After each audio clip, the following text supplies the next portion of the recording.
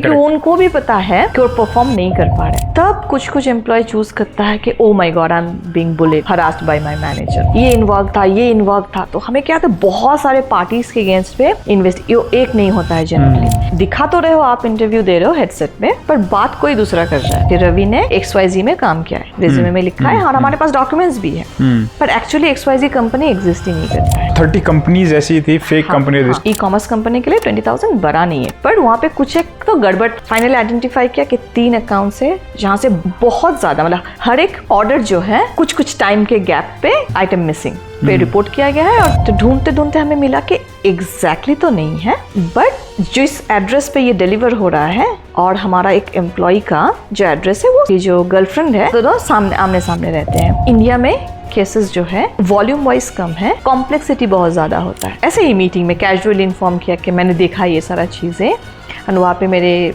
Team members थे different countries से, तो लाइक शॉक्ड, अच्छा क्या ऐसा होता है।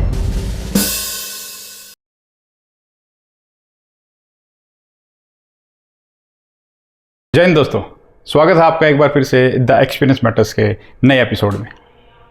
आज हमारे साथ एक गेस्ट हैं, बहुत ही स्पेशल गेस्ट हैं, जिन्होंने अपना कैरियर HR से शुरू किया था, लेकिन अब वो ER के कुछ ऐसे केसेस हैंडल कर रहे हैं, जो भी हम आगे इनसे डिस्कस करेंगे। किस प्रकार के केसेस इन्होंने हैंडल किए हैं, अलग अलग कंट्रीज़ में ये केसेस लीड करती हैं ER से रिलेटेड स्पेसिफिकली, जो ऑर्गेनाइजेशन में छोटे मोटे इश्यूज़ होते हैं और जब भी कुछ कॉन्सिक्वेंस मैनेजमेंट होती है तो लोग सबसे पहले ER के पास जाते हैं। तो आइए स्वागत करते हैं मोना दीपक दास का। Mona, welcome to our show. Hello, hi, namaste. Namaste. Mona जो है एक सीजन्ड ER स्पेशलिस्ट हैं और तकरीबन 1.5 डिकेड का इनको ER में एक्सपीरियंस है। तो मोना से जानेंगे इनके एक्सपीरियंसेस के बारे में, केसेस के बारे में। तो Mona, yes, first of all बहुत बहुत धन्यवाद आपका इस पॉडकास्ट पे आने के लिए। थैंक यू इनवाइट करने के लिए Ravi, thank you very much. Mona, शुरू करने से पहले आपसे जानेंगे कि छोटा सा आपका बैकग्राउंड, आप कहाँ से हेल करती हैं, इस प्रोफेशन में कैसे आए, ठीक है, कितना आपको एक्सपीरियंसेस है? श्योर। सो मैं बेसिकली वेस्ट बंगाल से हूँ एंड आई स्टार्टेड मैंने करियर जो है वो वहीं से स्टार्ट किया है। ओके। सो मेरा जो पहला कंपनी था, मैंने वहाँ पे ज्वाइन किया था एज अ रिक्रूटर। ओके। वहाँ पे 1 साल के लिए थी मैं रिक्रूटमेंट में, बट मेरे जो बाकी कलीग्स थे जो ER में थे, मैं बहुत फैसिनेटेड थी उन लोगों का वर्क देख के कि वो लोग क्या करते हैं, ठीक है।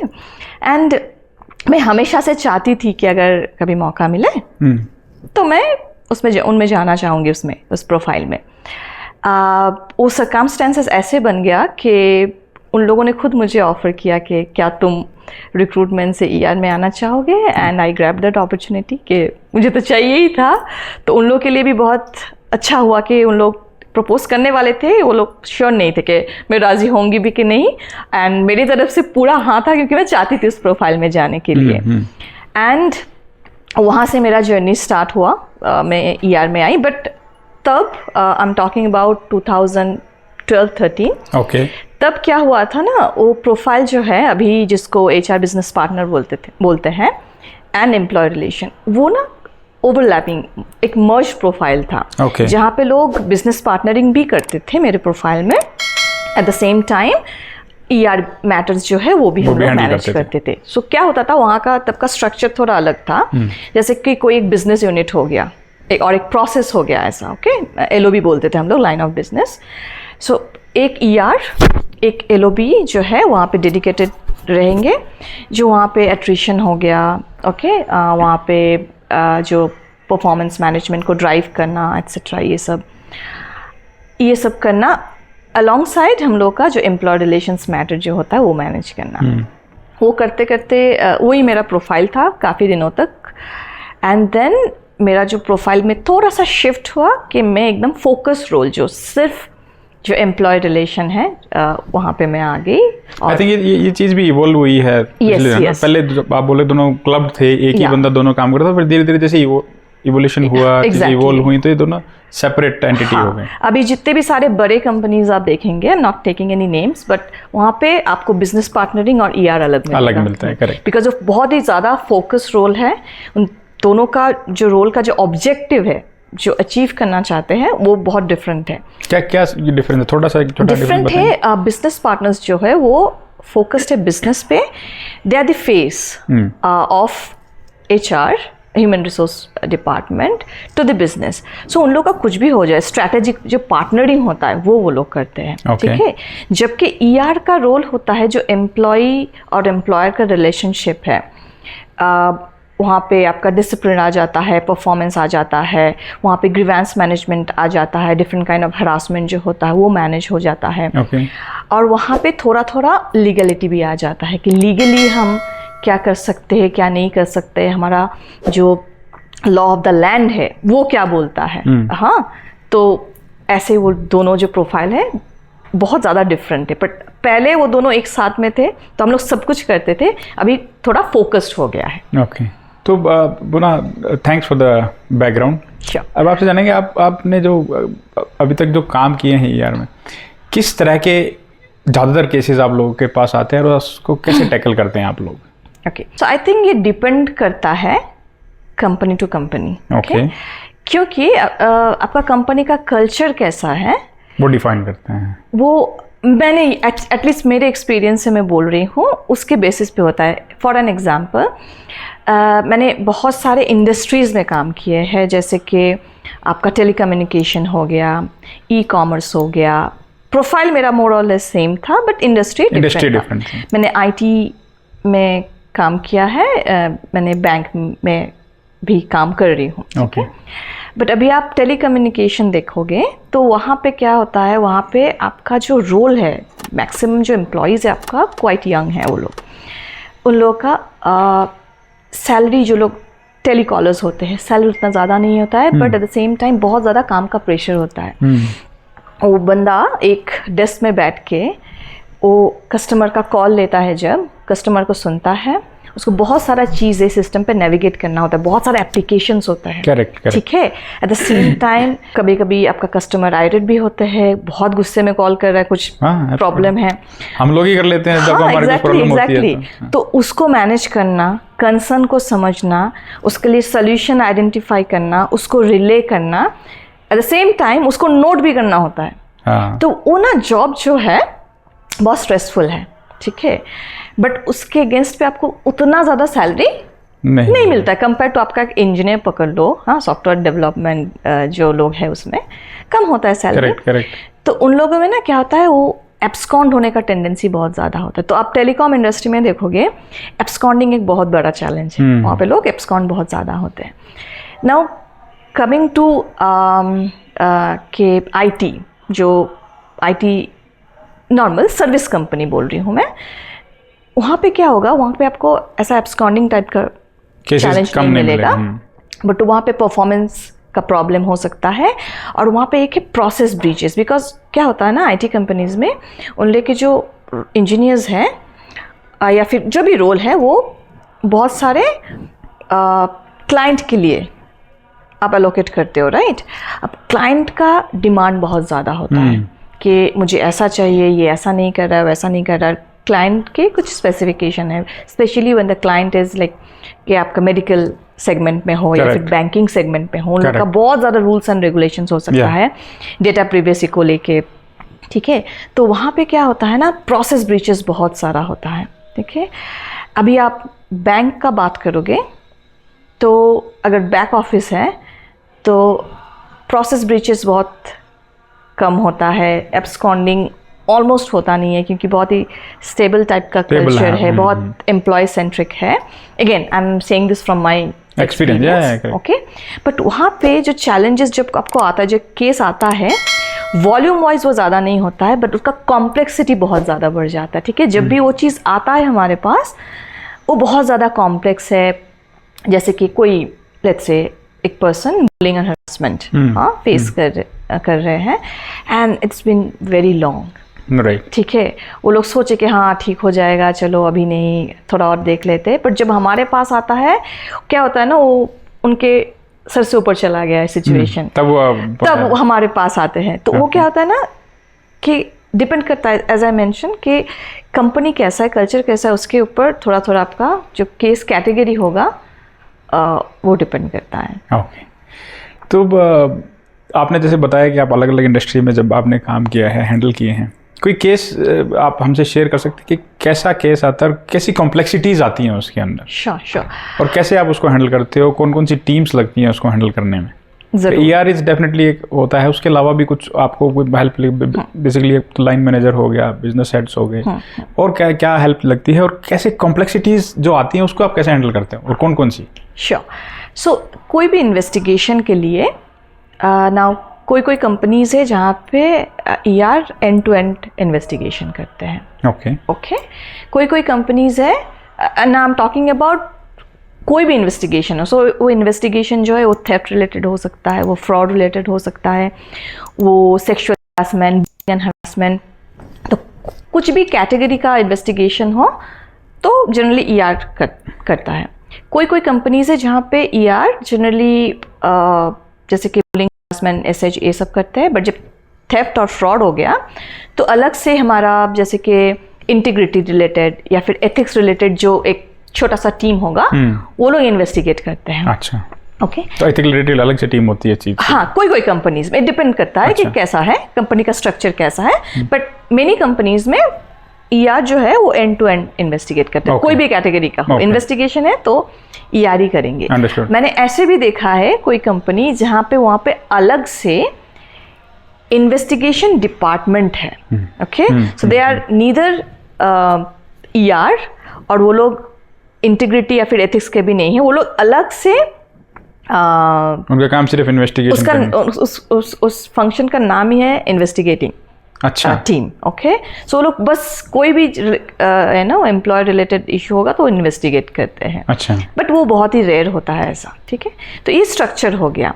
नाउ मेरे करियर में भी मैंने बहुत सारा इन्वेस्टिगेशन मैनेज किया है, जहाँ पे जैसा है कि कहीं पे मुझे थेफ्ट एंड फ्रॉड को भी इन्वेस्टिगेट करना था तो मैंने किया है, कहीं पे भी है कि नहीं वो चीज़ नहीं करना है, अलग से टीम है, बाकी सारा हमने मैनेज किया। सो मैं एक स्टोरी बताना चाहूँगी विदाउट टेकिंग एनी नेम। सो ये एक ई-कॉमर्स एक कंपनी में हुआ था। तो ई-कॉमर्स में आपको पता ही होगा कि होता है कि आपने कुछ ऑर्डर किया, अब आप अगर रिपोर्ट करते हो कि आइटम मिसिंग है और वो एक वैल्यू होता है जिसके नीचे है, लेट्स से कुछ थ्रेशोल्ड के नीचे दिया हुआ, तो वो लोग उतना चेक नहीं करते आपको मिला कि नहीं मिला, कि आपने पूछा, आपने बोला कि टूटा हुआ मिला, कि आप ठीक है भेज दो, आपको क्या बोलते हैं आप रख लो हम भिजवाते हैं नया, ऐसा होता है राइट। या फिर आप अगर बोलते हो कि मिसिंग है तो वो लोग रिफंड कर देते हैं विदाउट चेकिंग, और वो शायद वही 200, 250, 300 के कुछ रेंज उनका कुछ रेंज होता है। तो एक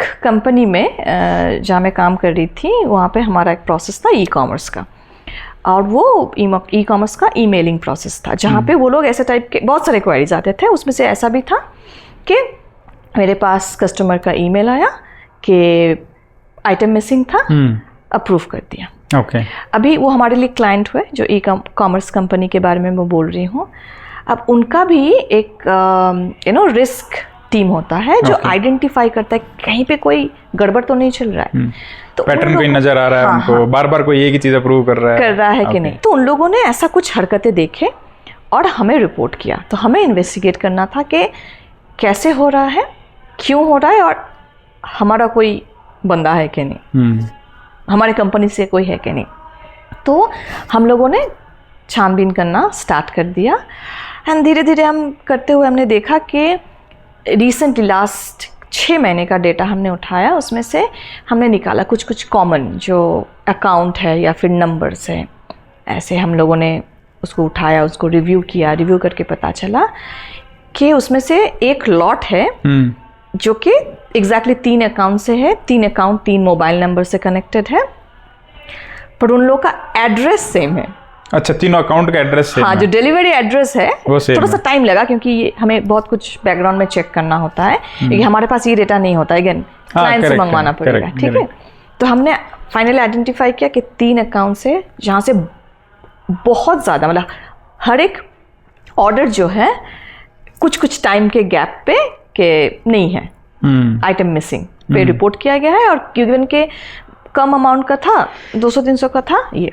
फिर हमने सोचा कि ठीक है, इस अकाउंट का हमने 6 महीने का डेटा लिया था, तो लास्ट 1.5-2 साल का देखते हैं। जब 1.5-2 साल का हमने डेटा लिया तो देखा हाँ उसमें बहुत ज़्यादा है। अरे वाह। ठीक है, अराउंड 20,000 अप्रॉक्सीमेटली प्राइस का। अभी एक ई-कॉमर्स कंपनी के लिए 20,000 बड़ा नहीं है, पर वहाँ पे कुछ एक तो गड़बड़ था कि जो हो रहा है, राइट, अनएथिकल हो रहा है, जो हम लोग अनएथिकल हो रहा है, जो हमें पकड़ना था। तो सेम अगेन वो तीनों अकाउंट, तीनों नंबर, एड्रेस सेम। फिर हमने सोचा कि एड्रेस कैसे हमें पता चलेगा। फिर हम लोगों ने स्टार्ट किया सर्च करना कि इस एड्रेस पे कोई हमारा एम्प्लॉई जो है रहता था या फिर रहता है, ऐसा है कि नहीं। तो अगेन उसमें भी टाइम लगेगा, इतने सारे एम्प्लॉयज़ हैं, ठीक है, करेक्ट। तो ढूंढते ढूंढते हमें मिला कि एग्जैक्टली तो नहीं है, बट जिस एड्रेस पे ये डिलीवर हो रहा है और हमारा एक एम्प्लॉय का जो एड्रेस है वो आमने सामने बहुत ही आस पड़ोस में। तो फिर हमने उनको बुलाया इंटरोगेशन के लिए, और हमने थोड़ा डिफरेंटली क्वेश्चन पूछा। हमने पहले ये सब नहीं पूछा। हमने स्टार्ट किया उसके पर्सनल लाइफ से कि बेंगलोर में और कौन कौन है, कौन कहाँ पे रहता है, उसके साथ कौन कौन रहता है, ये सब। तो बातों बातों में पता चला कि उसकी जो गर्लफ्रेंड है वो सामने ही रहते हैं। हाँ, वो कई और जगह से है, एग्जैक्टली इस लोकेशन से नहीं है, बट आमने सामने रहते हैं लोग। हाँ, तो दोनों आमने सामने रहते हैं। हमने एड्रेस पूछा कि कहाँ पे रहते हैं, उसने एड्रेस बताया और वो एड्रेस पूरा मैच हो गया जो एड्रेस पे डिलीवरी होता है। तब उसको हमने डेटा दिखाया कि ऐसा है, क्या है। तो जो हम लोग क्वेश्चन कर रहे थे उसमें डेफिनेटली ER थे, हमारे जो प्रोसेस हेड थे वो थे, एंड डेफिनेटली क्योंकि ये थेफ्ट रिलेटेड था तो हमारा जो सिक्योरिटी हेड थे वो भी इसमें थे। वो क्वेश्चन आंसरिंग में पार्टिसिपेट नहीं कर रहे थे, बट फॉर सिक्योरिटी वो थे कि अगर कुछ ऐसा एक्शन लेना पड़े। और हमने क्या किया था, उनको बोला था कि बहुत सारे क्वेश्चन पूछा गया था, तो देन वो एक्सेप्ट किए कि तो जब आप ऐसे सवाल करते हो, तो जब आप अप्रोच करते हो ऐसी चीज़ों को लेके तो क्वेश्चंस आप पहले फ्रेम करके लाते हैं अपने, एक्सटेम्पोर होते हैं, कैसे होता है, कैसे उसको, मतलब हाउ डू यू थिंक दोस्त के भी ऐसे सवाल पूछेंगे तो ऐसा जवाब आ सकता है?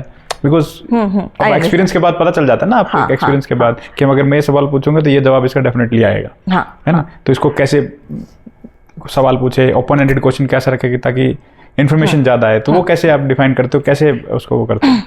तो ये डिपेंड करता है अगेन कि क्या अचीव करना चाहते हैं, हाँ, उस इंटरोगेशन से या फिर जो भी है क्वेश्चन आंसर से। सो हमारे पास कुछ जो क्वेश्चन है वो रेडी रहता है। अच्छा। और कुछ हम लोग सोच लेते हैं कि इसका आंसर अगर ऐसे दिया जो कि हमारे फेवर में नहीं है, तो उसके अगेंस्ट पे हमारा जो नेक्स्ट क्वेश्चन होगा, फॉलोअप क्वेश्चन होगा, क्या होगा, उस हद तक हम प्रिपेयर कर सकते हैं। बट कभी कभी मैंने इन्वेस्टिगेशन में देखा है कि टोटली दूसरे लाइन पे चला गया है, ठीक है, हो ही सकता है कि यू नेवर नो, थोड़ा स्मार्ट बंदा है तो वो घुमा देगा। हाँ, कोई ऐसा भी बंदा है कि रो देते हैं, ठीक है, कोई बंदा है कि नहीं, बहुत ज़्यादा रिजिड है कि नहीं, मैंने नहीं किया, मैंने बस नहीं किया, आप कुछ भी करना हो कर लो, मैंने नहीं किया। एंड आप किसी को फोर्स नहीं कर सकते, राइट, जैसे कि पुलिस मार के कबूल करवा देंगे। तो एविडेंस तो रहता होगा ना, तभी तो उसी की बेसिस पे हम बुलाते हैं। हाँ, नहीं, कभी कभार होता है हमारे पास कॉन्क्रीट एविडेंस नहीं होते हैं, सिचुएशनल एविडेंस होते हैं कि हो सकता है किया है। अच्छा। हाँ, बट हो सकता है किया में भी हम लोग उनको क्वेश्चन तो करेंगे ही, अगर डाउट है, डाउट क्लैरिफाई करने के लिए। तो वहाँ पे क्या होता है, जब हमारे पास कोई सॉलिड एविडेंस नहीं है तो वो सामने वाला इंसान आपको बोल ही सकता है कि नहीं, मैंने बस नहीं किया। क्योंकि मैं बता देती हूँ एक एग्जाम्पल, हमारा जब कोरोना स्टार्ट हुआ तो मैं तब जिस कंपनी में थी तब बहुत सारा ऐसा केसेस आने लगा कि जैसे कि आप इंटरव्यू दे रहे हो, ठीक है, आपका रिज्यूमे हमको मिला, हमने शॉर्टलिस्ट किया, आपका इंटरव्यू होगा, इंटरव्यू में आप नहीं दे रहे हो, कोई आपका दोस्त इंटरव्यू दे रहा है वर्चुअली, या फिर आप दिखा तो रहे हो आप इंटरव्यू दे रहे हो हेडसेट में, पर बात कोई दूसरा कर रहा है, ओके। एंड उसका भी टेक्निक है, लोग कितने स्मार्टली इसको अरेंज कर सकते हैं, इसको मतलब अंजाम दे सकते हैं कि हाँ, आप लोगों को लगेगा कि आप बात कर रहे हो पर दूसरा कोई बात कर रहा है। क्या होता है ना, आप हेडसेट लगाए हो पर आपका हेडसेट आपके सिस्टम से कनेक्टेड नहीं है, लैपटॉप से दूसरा कोई कनेक्टेड है जो कि जिस प्रोफाइल के लिए आप इंटरव्यू दे रहे हो उसमें प्रो है, ठीक है। कि जैसे कि इंजीनियर हो गया, मैं एक फ्रेशर हूँ, मैं जॉब के लिए अप्लाई कर रहा हूँ, बट मेरा कोई सीनियर, कोई भैया है, कोई दोस्त है जो एक्सपर्ट है, वो मेरे बिहाफ पे आंसर करे। तो ऐसा कोई सिचुएशन हो सकता है, या फिर हो सकता है कि दूसरा कोई बंदा टोटली मतलब नया कोई इंटरव्यू देने के लिए आया है। तो इनिशियली क्या है कि डिफ़िकल्ट होता था पकड़ना। फिर क्योंकि तब जो मैनेजर ने इंटरव्यू लिया है वो लोग थोड़ी ना स्क्रीनशॉट सेव करते थे, वो लोग उस फेथ के साथ इंटरव्यू लेते थे कि हाँ ये बंदा ज्वाइन करने वाला है। इंटरव्यू लिया, पर जिस दिन ज्वाइनिंग हुआ, मैनेजर मिलने के लिए गया कि चलो बंदे से मिलता, मेरा नया टीम मेंबर ज्वाइन कर रहा है, ठीक है, इसका तो मैंने नहीं इंटरव्यू दिया। कभी कभार होता था ना कि 15 दिन 20 दिन का गैप, और सारे मैनेजर्स बहुत सारा इंटरव्यूज लेते हैं, राइट, क्या मैंने इसी का लिया था, वो लोग भी थोड़ा सा डाउट में हो जाते हैं, डाउट में थे। फिर नहीं, शायद ये नहीं था क्योंकि बंदा का लेट्स से इंग्लिश बहुत स्ट्रांग था, या फिर उसका टेक्निकल नॉलेज बहुत अच्छा था, ये तो उतना अच्छा नहीं लग रहा। तब हमारे पास ऐसे केसेस आने लगे। अब इनिशियली हमारे पास कोई एविडेंस नहीं था, हमारे पास वही था कि वो एक डाउट जिससे एक मैनेजर ने चीज को रिपोर्ट किया। उसके बाद हम लोगों ने बहुत सारे चेक्स लगाए कि हम क्या कर सकते हैं ताकि ऐसा नौबत ही ना आए, पर जब तक वो नहीं था तब तक बहुत मुश्किल था। तो अब ऐसे केस आया आपके पास कोई जिसमें कोई एविडेंस ही नहीं है, सिर्फ शक के बिना पे है भैया इंटरव्यू होगा, तो उसको कैसे कुछ एग्जांपल दे सकते हो कि कुछ सवाल कैसे शुरू करते हो, या कैसे उसको आप ट्राई करते हो कि वो बंदा सच बता दे? तो हमने क्या किया था, एक मज़ेदार ये भी स्टोरी है कि उसको कुछ क्वेश्चन किया गया था इंटरव्यू में, राइट। हमने मैनेजर को बोला सेम क्वेश्चन मुझे तो हम लोगों को दो, एंड एक हम लोगों ने अलग से इंटरव्यू शेड्यूल किया, और उसको बोला नहीं कि उसको क्या क्वेश्चन पूछा जाएगा, उसको सिर्फ बोला कि तुम्हारा फिर से एक राउंड इंटरव्यू होगा। और दूसरे किसी बंदे ने सेम क्वेश्चन उससे पूछा and he was not able to answer. अच्छा, ठीक है। तो हमने जब पूछा कि क्यों, तुमने तो इंटरव्यू में बहुत अच्छा किया था, बहुत अच्छे से आंसर दे पाए थे, क्योंकि we can not question him कि तुम नहीं थे डायरेक्ट, हमारे पास एविडेंस नहीं है, राइट। तो हमारे पास उस बेसिस पे कि तुम अब क्या हो गया, अभी तो 15-20 दिन का, फिर 1 महीने का, 2 महीने का ही गैप है, ऐसा कैसे भूल सकते हो तुम, राइट। बंदा भी बड़ा स्मार्ट था, वो बोला कि हाँ तब मैं मार्केट में रिसर्च कर रहा था, तो मैंने प्रिपेयर कर लिया, क्या क्या क्वेश्चन आता है मैंने प्रिपेयर किया था। आज अचानक से आप बोले तो मैं प्रिपरेशन नहीं है, आप कल लो, मैं फिर से प्रिपेयर करके दे दूंगा इंटरव्यू, ठीक है। तो उस जगह पे ना हमारे पास बहुत नहीं होता, वहाँ पे एक ही चीज़ कर सकते हैं हम लोग, हमारे पास एविडेंस नहीं है तो हम उसको पुश नहीं कर सकते, किसी का फोर्स नहीं कर सकते, राइट, कि एक्सेप्ट करो कि तुम नहीं थे, दूसरा कोई, जब तक वो नहीं एग्री करेगा। एक ही चीज़ कर सकते हैं कि यू आर प्रीटी श्योर कि जो बंदे को नॉलेज ही नहीं है वो परफॉर्म कैसे करेगा, ठीक है, और वो दिखता है उनके परफॉर्मेंस में। तो हमारे पास प्रोबेशन पीरियड होता है, अगर उस बंदे में इतना कैपेबिलिटी है कि वो प्रोबेशन पीरियड में वो सारा जो नॉलेज है वो एक्वायर करके उसको परफॉर्म कर दे, तो वेल एंड गुड, हमारे पास कुछ भी नहीं है बोलने का, प्रॉब्लम नहीं है इसके लिए। बट हमने जो देखा है वो नहीं कर पाते कि जिसने इंटरव्यू दिया है वो एक एक्सपीरियंस बंदा है, उस लेवल का आप नहीं परफॉर्म कर पाते। मतलब आप ये कह रहे हो कि जब उसने अगर आपके जब इंक्वायरी आप कर रहे हो उसमें अगर उसने एक्नॉलेज नहीं किया कि भाई मैं नहीं था कोई और था, still is, but probation period में अगर उसकी परफॉर्मेंस अच्छी नहीं है तो उस मतलब you change your strategy to strategy तब चेंज करना पड़ता है, क्योंकि हमारे पास नॉट दैट कि we want him to terminate, we want to terminate him, हम लोग टर्मिनेट नहीं करना चाहते हैं, वो हमारा मोटो नहीं है, बट हम आइडेंटिफाई करना चाहते हैं कि एक्चुअली क्या हुआ था। हमारे पास एविडेंस नहीं है तो हम एक ही चीज़ कर सकते हैं, उसका परफॉर्मेंस मॉनिटरिंग। अगर परफॉर्मेंस में वो बंदा पास हो गया कि नहीं वो 6 महीने में काम करके दिखा दिया, तब हमारे पास क्वेश्चन करने के लिए कुछ नहीं है, राइट। अगर नहीं दिखा पाया तो हमारा जो प्रोसेस है, जो परफॉर्मेंस इम्प्रूवमेंट का प्रोसेस है, हम ये पर्टिकुलर जो बंदा है जिसके बारे में मैं बोल रही हूँ उसके लिए हम लोगों ने PIP किया था, क्योंकि वो परफॉर्म नहीं कर पाया था। पर मैंने ऐसे भी देखा है कि ऐसे मतलब क्या बोलो कि झूठ बोल के बंदा घुसा है, but they perform really well. वो अलग स्टोरी है, वो मैं नेक्स्ट स्टोरी में वही बताऊंगी। बट ये जो पर्टिकुलर बंदा के बारे में बोल रही हूँ, जिस किसी का हेल्प लेके किया, बट वो सर्वाइव नहीं कर पाया। हाँ, ज़्यादा दिन नहीं सर्वाइव हुआ। नहीं, वो परफॉर्मेंस में ही उसको पता चल गया कि उससे नहीं होगा।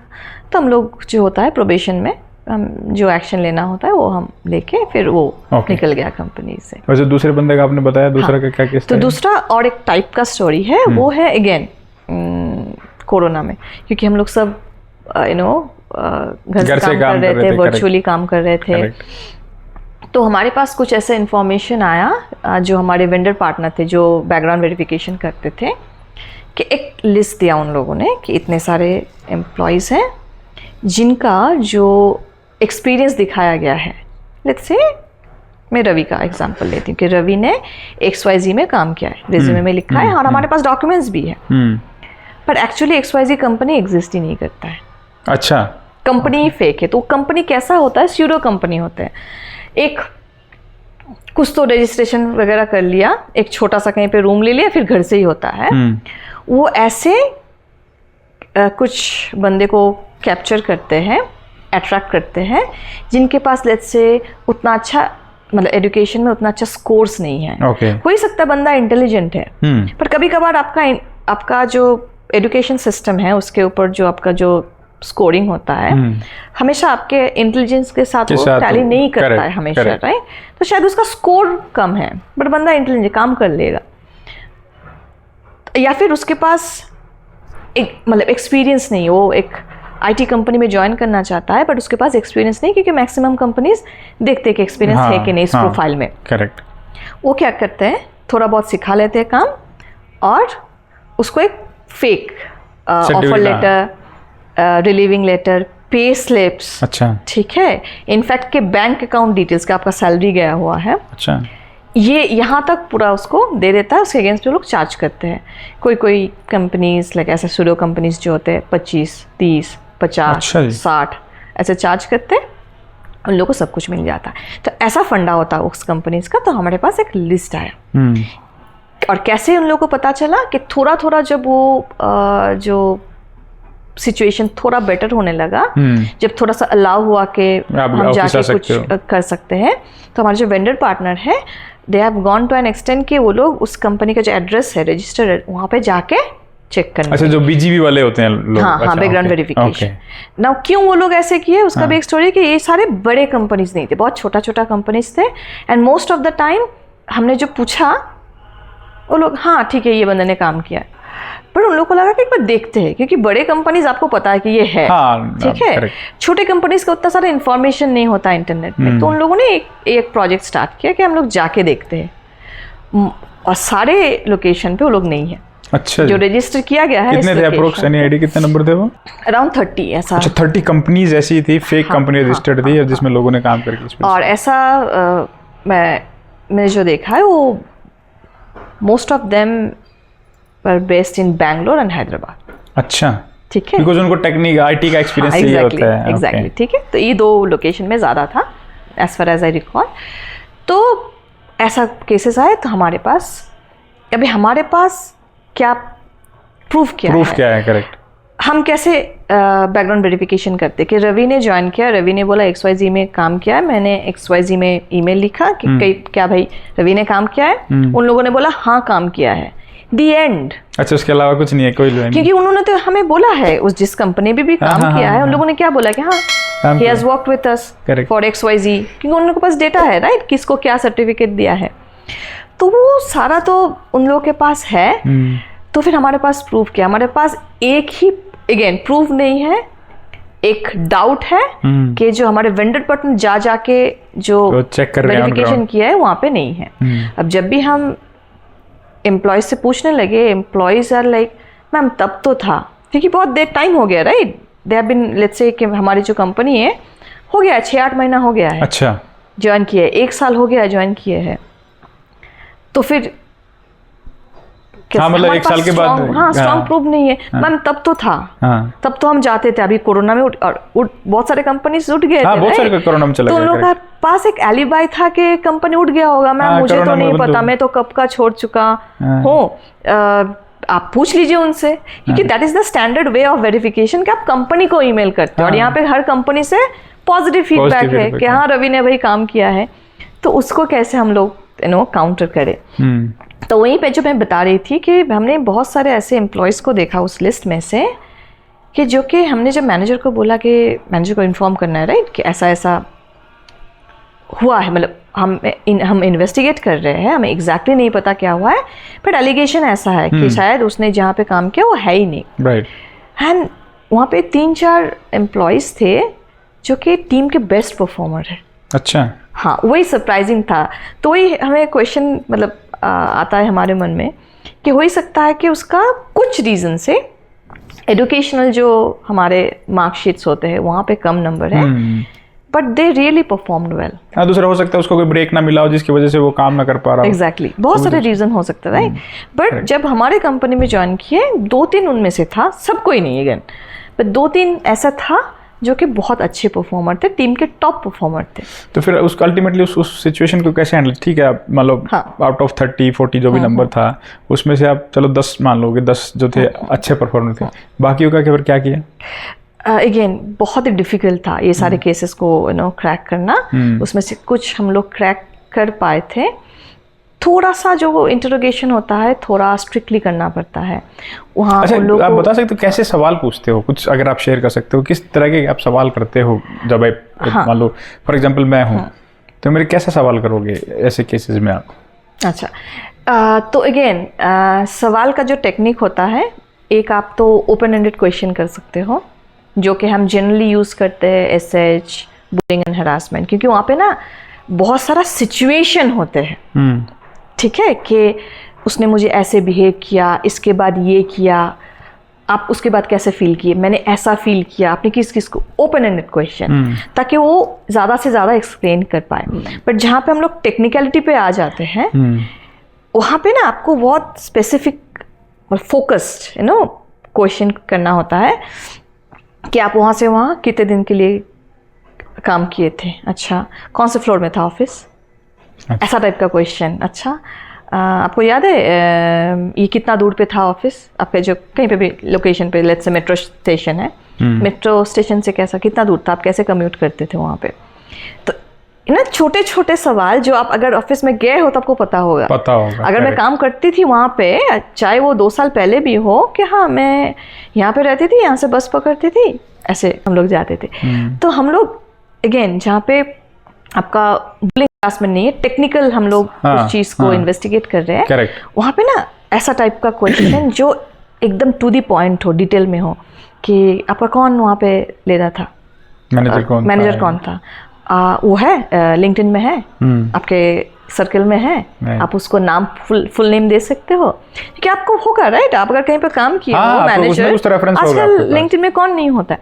तो इस तरीके का सवाल। अच्छा, आपको अगर सैलरी मिला है, इज इट ओके, आप थोड़ा सा, हमें चाहिए नहीं बट बस बैंक अकाउंट दिखा सकते हो कि आपको जो सैलरी क्रेडिट हुआ है, हम दिखा सकते हो कि सैलरी हुआ नहीं हुआ है बल्कि, या फिर अगर आप कंफर्टेबल नहीं हो, आप अपना जो प्रोविडेंट फंड है वहाँ पे भी तो आता है ना, कि आपका डिडक्ट हुआ है, डिडक्ट हुआ कंपनी की तरफ, तो वो देखा। और प्रोविडेंट फंड जो है वो मैंडेटरी है, ठीक है, क्या आप दिखा पाते हो? तो वहाँ ऐसे तरीके से हम लोग क्वेश्चन करते थे। तो वहाँ पे क्या आता है, मैक्सिमम बंदे नहीं दिखा पाएंगे राइट। जिसने नहीं किया है, नहीं किया, फेक लेके आया है, वो कहाँ से दिखाएगा? हाँ, आप ऑफर लेटर ये सब फेक बना सकते हो, बट आप जो है कि पीएफ फेक नहीं बना सकते। पीएफ हो गया, कि बैंक अकाउंट तक हो सकता है। हमने ऐसे भी केसेस मैनेज किए जो कि एक्चुअली में बैंक स्टेटमेंट लेके आया, ये हुआ है, बट बाद में पता चला कि वो फेक है, फेक स्टेटमेंट है।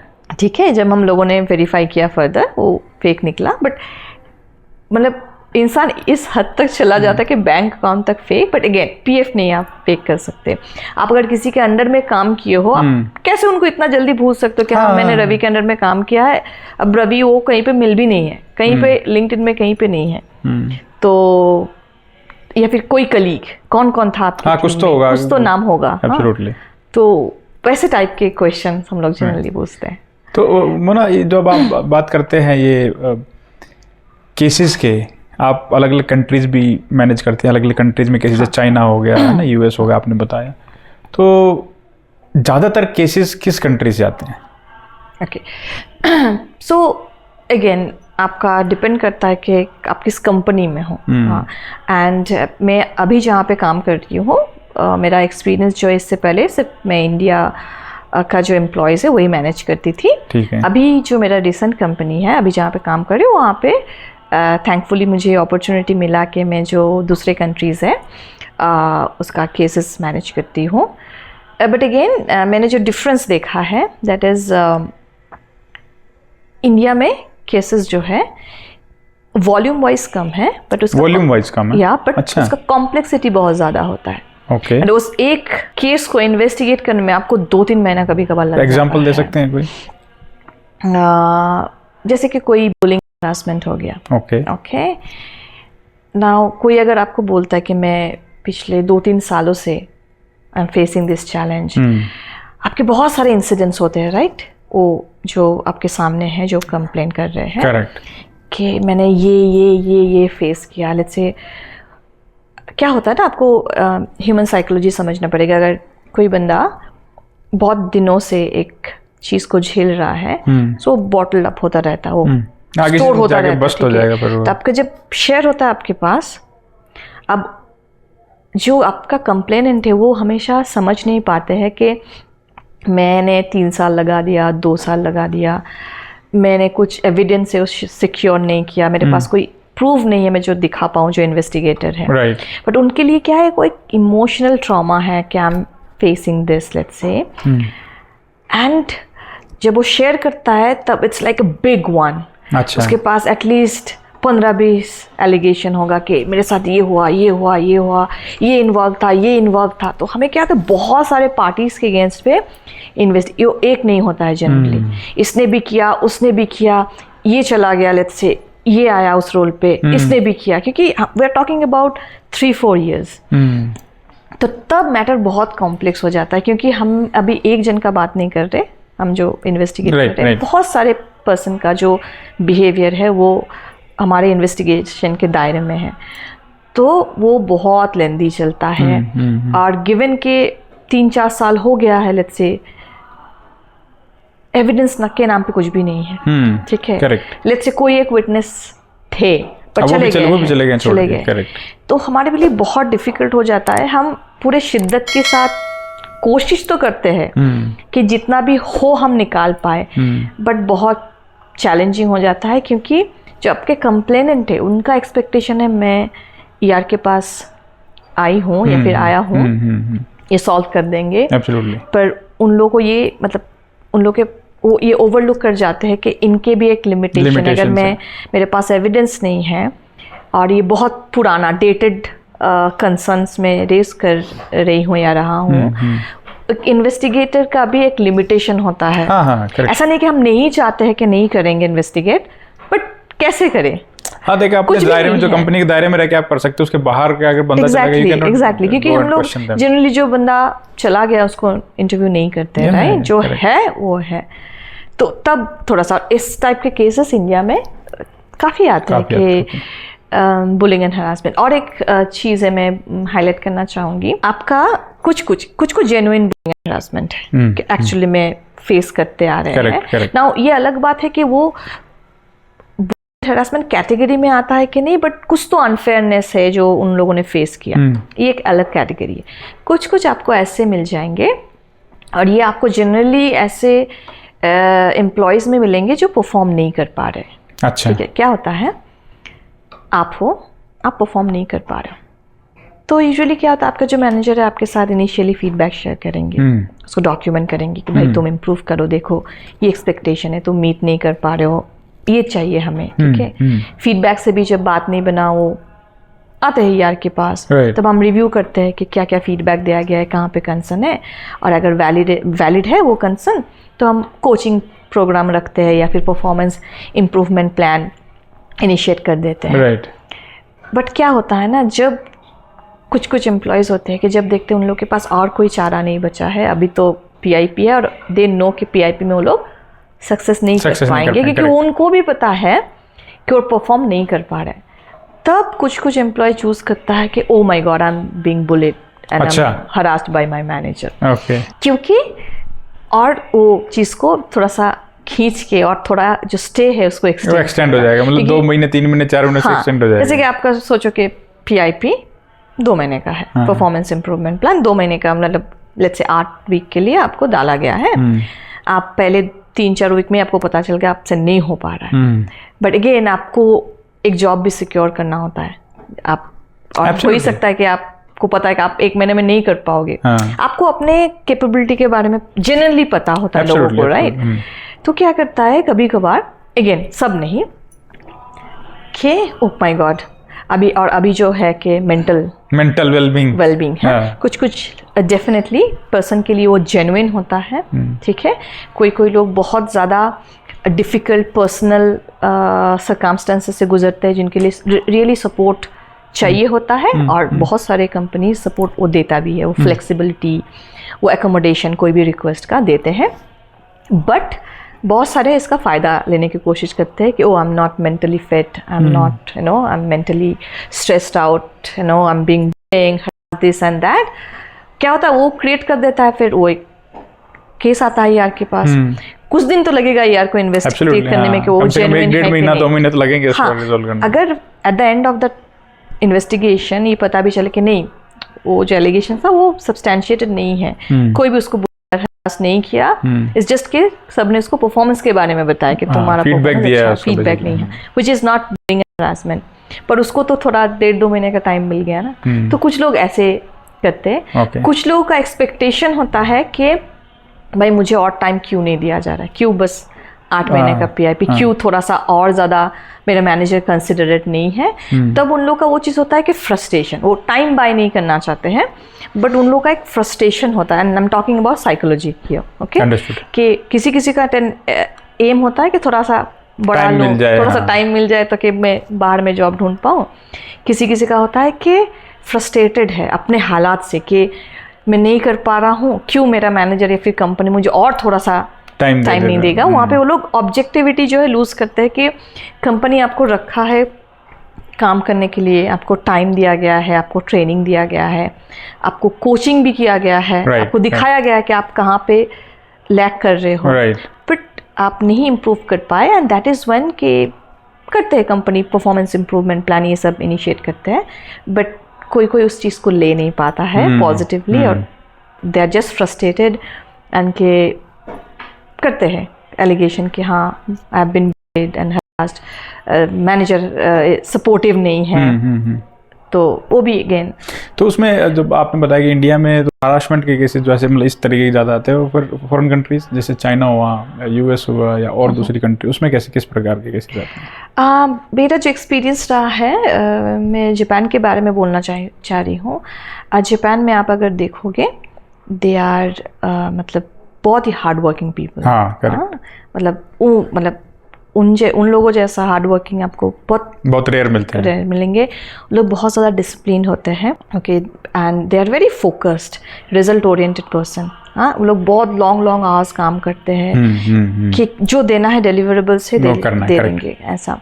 बट वहाँ पे एक चीज़ मैंने देखा, मतलब बहुत कुछ अच्छाई है उस कंट्री में, उसके कॉन्ट्रास्ट में एक चीज़ है वहाँ पे ना, हायरार्की बहुत काम करता है कि मैं मैनेजर हूँ, तुम अगर जूनियर हो तो वो आप देखोगे इंडिया में अभी वो कल्चरल शिफ्ट हो रहा है कि मैं मैनेजर हूँ, दैट डजंट मीन कि मैं हमेशा सही हूँ, मेरा एक टीम मेंबर भी सही हो सकता है। करेक्ट। बहुत सारे मैनेजर्स हैं जो कि एक ओपन डिस्कशन में जाते हैं कि टीम का क्या राय है, एज ए टीम तुम क्या सोचते हो। नए जो अभी यंग जनरेशन है, जेन ज़ी है, उन लोगों से आइडियाज़ लेंगे, ठीक है। नॉट दैट कि सब कुछ करने लायक होगा, बट वो जो न्यू आइडियाज़ है वो चैनल को ओपन रखते हैं। करेक्ट। हाँ, और कोई अगर उस चीज़ को शेयर करना चाहे, उन लोगों के वो फिजिबिलिटी है उन लोगों के पास, वो मौका दिया जाता है उन लोगों के पास। मैनेजर जो है वो अप्रोचेबल है लेट्स से। बट कोई कुछ मैं जापान के बारे में बोल रही हूँ, जापान में कुछ हद तक मैंने देखा है तो हायरार्की का जो होता है ना कि मैनेजर एंड टीम मेंबर का जो डायनामिक्स है, वो थोड़ा सा ऐसा है कि मैं मैनेजर हूँ, अगर मैं बोल रहा हूँ तो सही है, तुम्हें करना है वो, ओके, ठीक है।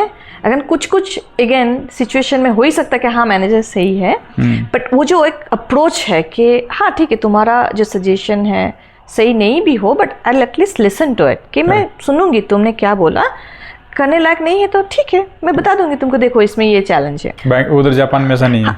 थोड़ा सा वो अभी भी डेवलप होना है वो चीज़, बट वही है। But otherwise as I mention कि वो लोग बहुत ज़्यादा हार्ड वर्किंग हैं, बहुत फोकस्ड है। और चाइना के लोग बहुत ज़्यादा। और इसमें केस कैसे आते हैं, मतलब आपने जापान का बताया, तो केस कैसे आते हैं? बहुत ज़्यादा तो मैंने मैनेज नहीं किया है, बट जितना भी मैनेज किया है, अगेन कुछ मैंने देखा है कि SH था, हरासमेंट था। अच्छा। कुछ अगेन हरासमेंट है, इस टाइप के ही आए हैं। On the other hand China में मैंने जो देखा है वो थोड़ा सा प्रोसेस रिलेटेड होता है, कि आपके कंपनी गाइडलाइंस जो है, आपके रोल के मुताबिक कंपनी का गाइडलाइन से मुझे ऐसे कुछ करना चाहिए था, बट वहाँ से थोड़ा डिविएट हो गया, कर दिए। ओके। और तो उस टाइप के प्रोसेस ब्रीचेस ऑस्ट्रेलिया वगैरह में? ऑस्ट्रेलिया का मुझे एक्सपीरियंस अच्छा, नहीं है, क्योंकि मैं अभी जो टीम में हूँ। तो चाइना, जापान का, US वगैरह के कैसे कैसे जाते हैं? अब अगेन US में भी बहुत कम आते हैं, बट अगेन टीम डायनामिक्स, अच्छा, bullying and harassment. But unique cases कहाँ के आते हैं? इंडिया के? हाँ, हर तरीके के वो सोल्यूशन निकालना, किसी भी सिचुएशन का, और नए नए केसेस, अच्छा इंडिया में ये भी हो सकता है, ये भी हो सकता है, अच्छा इसको तो हमें पता नहीं था। हाँ, दूसरी कंट्रीज में भी है, बट जो आपने बताया पहले, जो आपने पहले बताया था कि जैसे किसी के बिहाफ पे कोई दूसरा इंटरव्यू दे, तो ऐसे केसेस दूसरी कंट्रीज में भी होते हैं? ये मैंने एक्सपीरियंस नहीं किया है, ये सिर्फ और सिर्फ इंडिया में मैंने देखा है। इनफैक्ट हम लोग जब डिस्कशन करते हैं, मैंने एक बार एक ऐसे ही मीटिंग में कैजुअली इन्फॉर्म किया कि मैंने देखा ये सारा चीज़ें, और वहाँ पे मेरे टीम मेंबर्स थे डिफरेंट कंट्रीज से, तो लाइक शॉक्ड, अच्छा क्या ऐसा होता है? ठीक है, तो उससे मुझे पता चला कि उन कंट्रीज में नहीं होते होंगे ये सब चीज़ें जो कि इंडिया में होता है। एंड अगेन इंडिया में मैंने वो चीज़ देखा है सिर्फ बैंगलोर और हैदराबाद, ये दो लोकेशन पे ज़्यादा। आई थिंक और भी, जैसे आप एनसीआर वगैरह में जाओगे, जहाँ पे हब है बेसिकली इंडस्ट्रीज का, you will find this kind. I mean ये तो बड़ा आई ओपनिंग था। आई थिंक जो भी ये पॉडकास्ट देखेगा उनके लिए बहुत आई ओपनिंग रहेंगी ये चीज़ें। मैं जानना चाहता हूँ कि अभी जैसे हाइब्रिड एनवायरनमेंट चल रहा है, ठीक है, जब ऑफिस में हो तो आपके पास ठीक है डिफरेंट हरासमेंट बुलिंग के केसेस, लेकिन जब आप हाइब्रिड करते हो, घर से काम करते हो, उसमें भी कुछ ऐसे केसेस आते हैं हरासमेंट वगैरह के? हाँ, बट तो वो कैसे क्वालिफाई करते हैं? हाँ, अगर आप देखेंगे तो कोरोना से पहले आपका, मैं नॉर्मल हरासमेंट का नहीं बोल रही हूँ, नॉर्मल हरासमेंट तो आप एनी फॉर्म जनरली कर सकते हो। हाँ, वर्बली भी हो सकता है वो तो। हाँ, सेक्सुअल हरासमेंट जो है वो ड्रास्टिकली कम हुआ है। अच्छा, कम हो गया इसलिए एक तो है जो अवेयरनेस है, डेफिनेटली आप कोई भी कंपनी ले लो, उन लोगों का मतलब लॉ ही उन लोगों को सजेस्ट करता है कि वो लोग ट्रेनिंग सेशन करवाएंगे for all employees, create that awareness कि आप जानो कि क्या होता है। अगर मैं फेस कर रही हूँ उस चीज़ को, मैं विक्टिम हूँ, कौन सा चैनल्स है जो मैं अपना कंसर्न रिपोर्ट कर सकती हूँ, वहाँ पे कॉन्फिडेंशियलिटी जो है वो लोग मेंटेन करेंगे। एंड पूरा जो IC है इंडिया में, इंटरनल कमेटी बोलते, जो पॉश केसेस मैनेज करते हैं, करेक्ट, वो लोग बहुत ही सीजन टेन्योर्ड होते हैं, एक्सपीरियंस्ड होते हैं। तो वो जो एक अवेयरनेस है वो हर कंपनी क्रिएट करते हैं, ठीक है। एंड एक होता है कि मैनेजर के हिसाब से भी अपने टीम में ये चीज़ को एम्फेसाइज करना, हाँ, ड्राइव करना कि इंश्योर आप ऐसा कुछ नहीं करो। उसके ऊपर क्या हुआ, जब कोरोना आया, मैक्सिमम हम लोग घर से ही काम कर रहे थे, सिग्निफिकेंट जो टाइम ड्यूरेशन था हम लोग घर से काम कर रहे थे, राइट नाउ। तब हमने एक चीज़ देखा, अगेन यहाँ पे भी साइकोलॉजी प्ले करता है कि आप इंसान को डायरेक्टली नहीं देख रहे हो, तो शायद आपके अंदर का जो वो है, किसी को हरास करने का जो इंटेंशन भी है, शायद वो थोड़ा सा भी होने से भी मतलब कम हो जाता है। तो उस हिसाब से मैं देखूँ तो एक्चुअली में कम हुआ है। उनके बाद भी जब हम लोग अभी लौट के आए हैं ऑफिस, ऐसा नहीं कि केसेस नहीं है, बट सिग्निफिकेंटली वो कम है। तो जैसे प्री कोविड और पोस्ट कोविड के केसेस थे, प्री कोविड कौन कौन से केसेस, मतलब किस तरह के केसेस होते थे, पोस्ट कोविड कौन कौन से केसेस आने शुरू, मतलब अच्छा, जैसे एग्जांपल आपने बताया कि तो वो इंटरव्यू वाला केस हो गया, है ना, तो ऐसे कौन कौन से क्या डिफरेंस लगा? एक तो आपने हरासमेंट जो है आप बोल रहे हो थोड़ा ड्रास्टिकली कम हुआ है, और कौन कौन से केसेस थे जो प्री कोविड ज़्यादा थे और पोस्ट कोविड कम हो गए हैं और पोस्ट कोविड कुछ नए केसेस बढ़ गए हैं। एक तो बोलना चाहूँगी, अदरवाइज उतना डिफरेंस नहीं है। एक ये है कि में थोड़ा सा होने से भी कम हुआ है। सेकंड है कि रिटर्न टू ऑफिस, अभी कंपनी ने सबको दे दिया था वर्क फ्रॉम होम परमानेंटली, फिर बुलाने लगे कोई कंपनीज हफ्ते में 2 दिन 3 दिन या फिर 40% 50% ऐसे करके बुलाने लगे। तो वो एक ट्रेंड हुआ कि घर में कोई ठीक नहीं है या फिर मैं ठीक नहीं हूँ, मेरा हेल्थ इशू है, मेरा मेंटल वेलबींग जो है वो इम्पैक्टेड है, मेरे घर में थोड़ा बढ़ नहीं गया अभी, आई डोंट नो, मतलब मैंने एक्सपीरियंस किया, ये चीजें बढ़ गई हैं थोड़ी सी, एक्सक्यूजेस।